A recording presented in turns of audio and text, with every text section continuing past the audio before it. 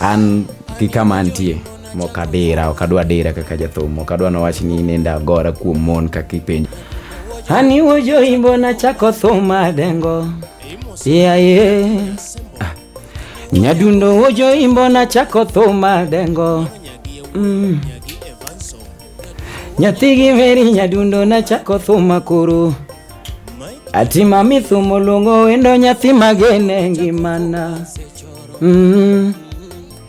mama thumo lungo wendo nyathi magene ngimana. Eyo mambo vipi, naitwa Zaki Jaimbo hapa, Zaki in the building. Niko ndani ya original show, original mwenyewe. Yes, ndani ya One Studio. Karibuni sana. Zaki. Yes, original. Karibu kwenye jukwaa. Thank you so much. Jukwaa ina mahali. Asante kwa kunikaribisha nyumbani. Rocky One Studio. Asante. Machigi ni kendo. Yes. Kuru ingeni ngame iloko goda. Kuru adwa ni jupenyo winyemba kani. Yes. Austin niswane Zaki ena. Who is Zaki? Zaki Jaimbo and like my original name naitwa Austin Ochieng Obango. Austin Ochieng Obango wuok gwengilungu ni Nyamonyi. Nyamonyi ni Bondo sub county Siaya County. So that's me. Kuri wood Bondo, wood Imbo, so you wood Imbo. A wood Imbo. No wood Bondo. Yes. All right. Yeah. Ere karibu di Nairobi. Dala mar Nairobi ka. Nairobi kanyalo paro. Abiro Nairobi gamara 2017. Bang wuok school kase yuyo dala matin. Naneno ni tije madala ka okrom to chunya ni go banjo. Koro I decide na bi Nairobi gamara 2017. Kan gigeno mar bedo jathum maduong kabisa kabiro koni. I thought nikachopo ni adhi yudo ka gik moko ni ready. Maana donja ni ta record achiel chato asewuok. So that is how I came here. Yeah. All right. Koro bang ma ibiro Nairobi. Yes. Isechopo? Yes. Wuok dala ini bedo star? Yes. Isebiro ini star. Ini ibiro ni tin Diamond. An Diamond. Kata ni tangeni an koro gari maluwa convoy. Koro isechopo? Yes. Mago te yudo ka is not possible. Ne ka step man next. Achako hustle. Kwanza donji teach mar bar. Achako tiyo kaka bedi counter mar club uso kongo na kiatijino but corona chuna nyaka learn because thum no ken gima na expect nangeni kachopo ni tadhi yudo ka everything is ready but no pogorega tipa kaka na timoreno kara chako teach bar TA for 1 year. After 1 year I met Robbie Jawlowa, then that is where I started koro joining Ohangla step by step. Robbie Jawlowa cha enugudu Imbo bende enugudu. Yes, Robbie Jawlowa is my cousin. Robbie Jawlowa and cousin man. Yes. Aha, yeah. Nice. Koro Robbie Jawlowa mano chako soria Ohangla koso ne dega deni vile. Robbie ne wachako were oko ndala. And Robbie no kuongo na biro Nairobi. Obviously nitie ngama kuongo ga. Then ko biro no pave na yo makoro ka biro ta en gi band moro manyalo donje. So from Kanye ma join band mar Robbie ema chako learn nkeche joining ukomini kora yao mara but mini adwa learn steps mag maisha mag thum kakadhi. Yes. Before you chak wero Ohangla beni se wero any other type of song beni che thum mora mani setimo ni niga genre mani nyiso. Nato chako ga kamoro. Na chako gi secular songs na wero thum ma Kiswahili actually age mapodini high school ini primary school cha efel gani in gi uyo moro. So uyo no donjo matin ko Ohangla pod neni a line. Akapar kanyalo remember this mang'eny like giri kata go okay. Yeah. Mario cha anyalo paro wero mane mana wero. Mano hit ndalo no. Ati wewe ni tajiri wa mapenzi. Mamilioni bilioni ukinipa sisemi. That's it. Bilioni ukipewa usemi. Achama tajiwe dhoga. Wonderful. Yeah. Ango mono inspire imar koro chako wero Ohangla. Nisa step mane ka omokongo before chako wero Ohangla. Actually ka wuok dala ndio na wero secular music but Ohangla ne ni chunya, though ohangla pok nobedo upgraded sana kaka sani koro obedo upgraded miyudo ka youths dwano join. Chon iyudo ka dhano ne nigi says mang'eny about ohangla, which ne discourage ga youth. Iyudo kigombo time bate kaka dhano wacho ni timbe mitimo ga iye kono mara nini mara jilaure kama so I was afraid of doing it, but nen gima gombo timo. So that's it, kamane kaka ne gino biro. Okay. Yeah. Koro biro mari studio mara chako timono akanyo from there. Koro chako mari maro wero tumi mokwongo maro ohangla. Thuma mokwongo chako biro na studio. Actually biro na mokwongo was 2020. Mana arado gi Tony Ndiema ko record studio moro.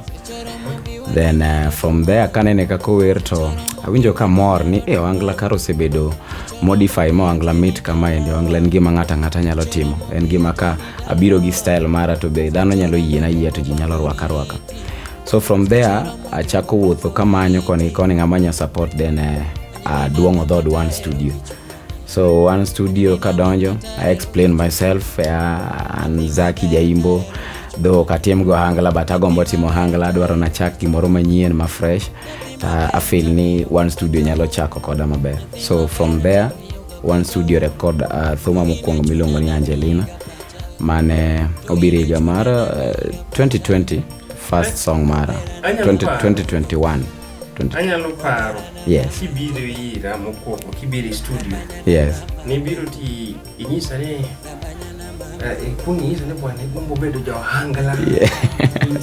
Intigi dream. Kabisa niko na ndoto. Yes. Lakini ngama makubadi onge. Kamedwa chake. Yes. Onge. Yeah.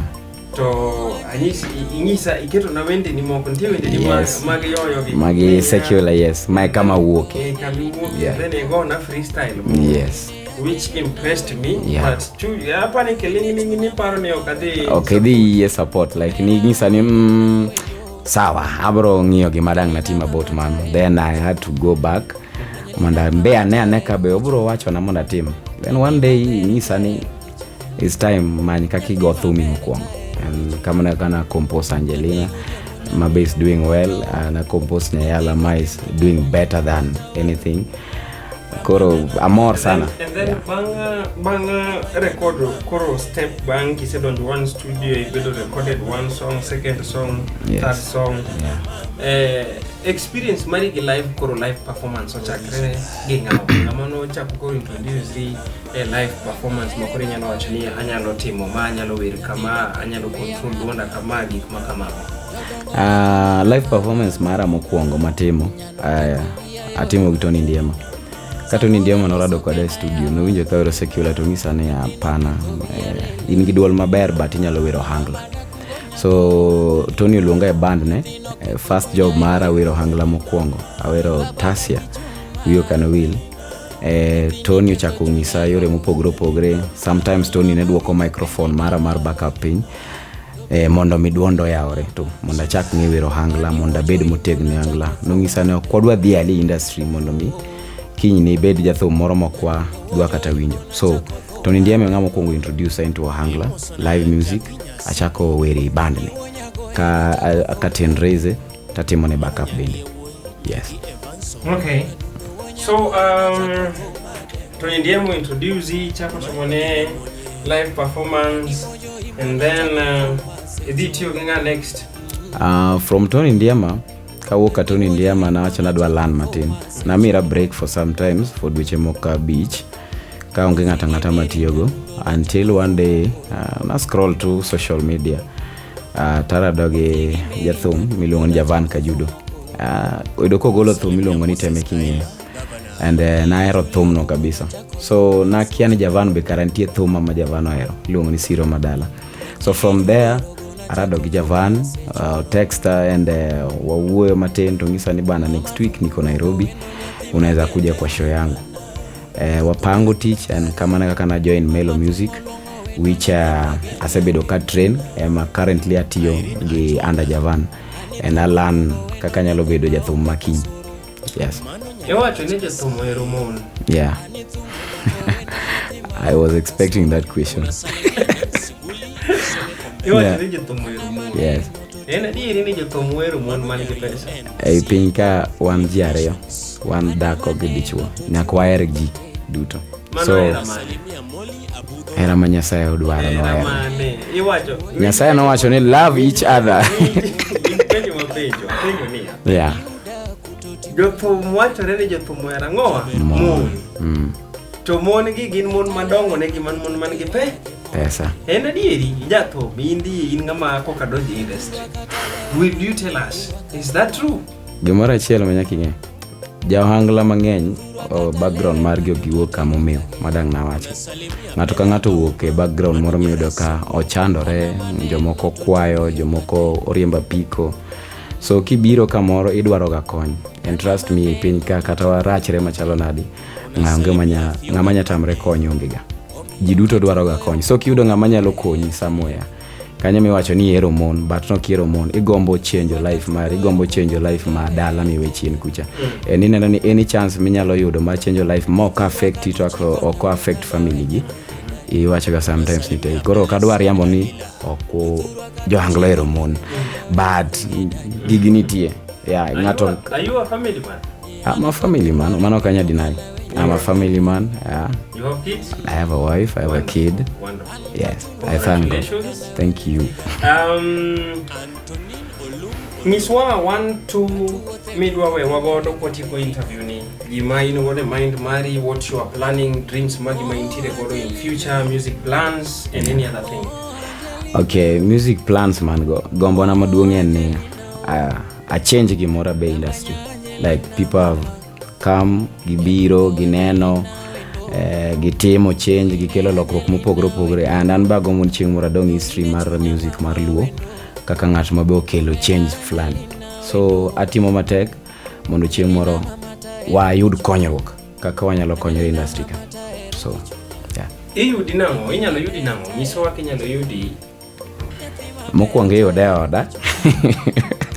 Mar ariyo inya yude social media. Inya yuda kaka Zaki Jaimbo, ZACKY JAIMBO. Yeah. So Zaki Jaimbo kwa both Facebook, TikTok, everywhere.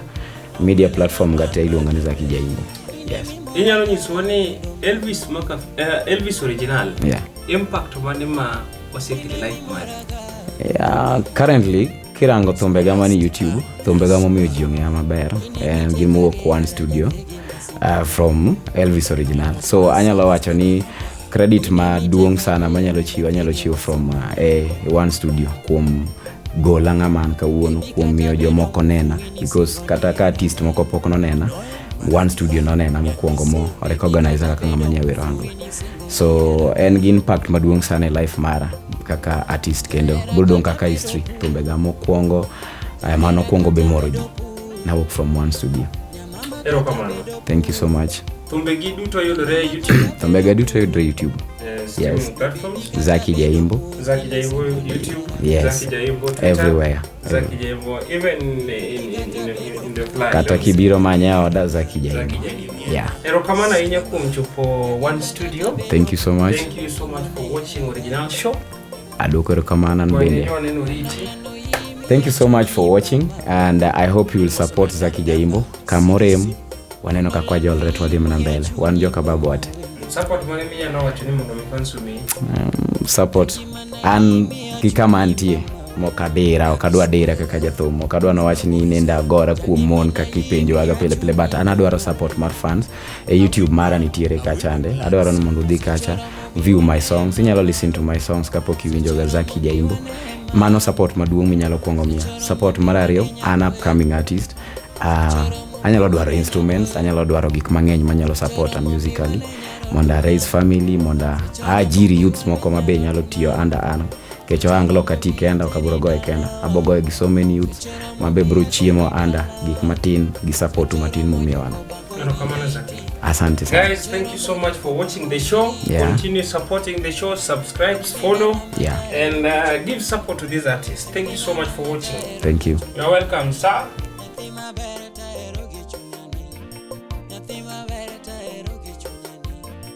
Yatima